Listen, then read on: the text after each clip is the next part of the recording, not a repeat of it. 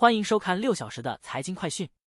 第一条是，美国银行第二季度利润同比下降 7%， 因消费者业务受利率上升影响，但其投资银行费用和交易收入有所增加。这反映了本财季美国大型金融机构的主流趋势，即为普通民众和小企业服务的业务与为华尔街服务的业务出现分歧。让我们关注，因高抵押贷款利率抑制新房销售。7月全国房屋建筑商协会富国银行住房市场指数跌至新低，新房销售5月达6个月最低点。今年抵押贷款利率徘徊在 7% 左右，通胀缓解使美联储或提前降息。全美房屋建筑商协会预测年底降息。下月销售预期指标有积极因素，建筑商降价并提供激励措施。接下来这条，美联储9月会议降息预期升至 100%。通胀数据改善和劳动力市场降温迹象增强了投资者信心。美联储主席鲍威尔称，数据对通胀回落目标有所帮助，但未透露对降息时间表的影响。一些华尔街人士认为，应在7月31日的会议上降息，避免通胀波动或政治动机影响降息决策。接下来，特斯拉股价在经历周一早盘短暂上涨后下跌，原因是马斯克公开支持特朗普。此外，马斯克证实特斯拉将推迟自动驾驶出租车的发布。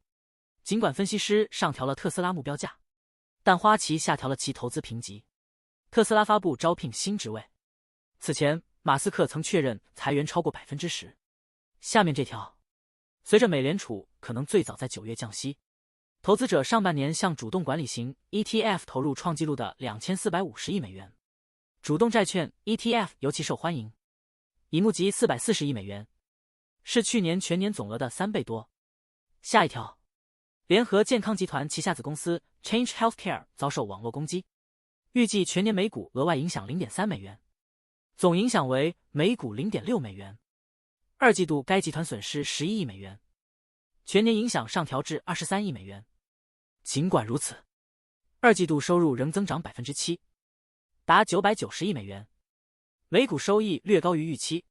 该集团 CEO 称，攻击影响恢复速度，已重回正轨。其股票在当天交易中先跌后涨超 4%。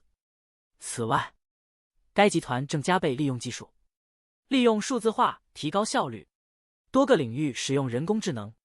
让我们关注，嘉信理财警告将缩减规模以保护利润，导致股价大幅下跌，创去年区域银行危机以来最大盘中跌幅。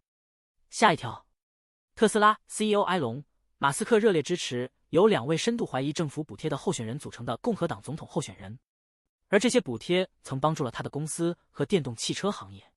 下面这条，华纳兄弟探索公司在 Bank of America 建议探索战略选择，包括潜在出售后，股价上涨超过 6%。该公司正因美国和某些国际市场的广告疲软以及好莱坞罢工的影响而亏损。BofA 表示，华纳可能会考虑剥离其直接面向客户和制片厂资产。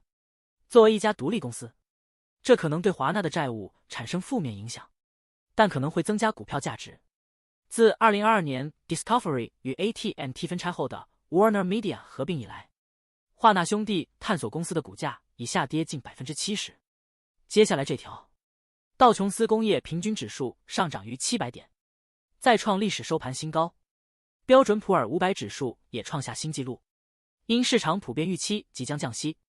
接下来，埃隆·马斯克因不满加州新性别认同法，将社交媒体 X 和火箭公司 SpaceX 的总部迁往德克萨斯州。此前，马斯克已将特斯拉总部迁至德州。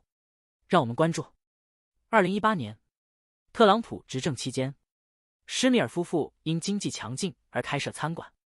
2020年新冠疫情打击经济，餐馆因劳动力短缺和食品成本飙升被迫关闭。夫妇俩重返房地产管理行业，并认为特朗普回归白宫将重振经济。接下来这条，亚马逊1年1度的 Prime Day 促销活动已开启，预计今年的 Prime Day 总销售额将创纪录。美容类商品销售预计表现强劲。接下来，随着预期降息临近，美股高风险股票板块迎来大幅上涨，小型股罗素2000指数飙升 12%， 反映出投资界风险偏好增强。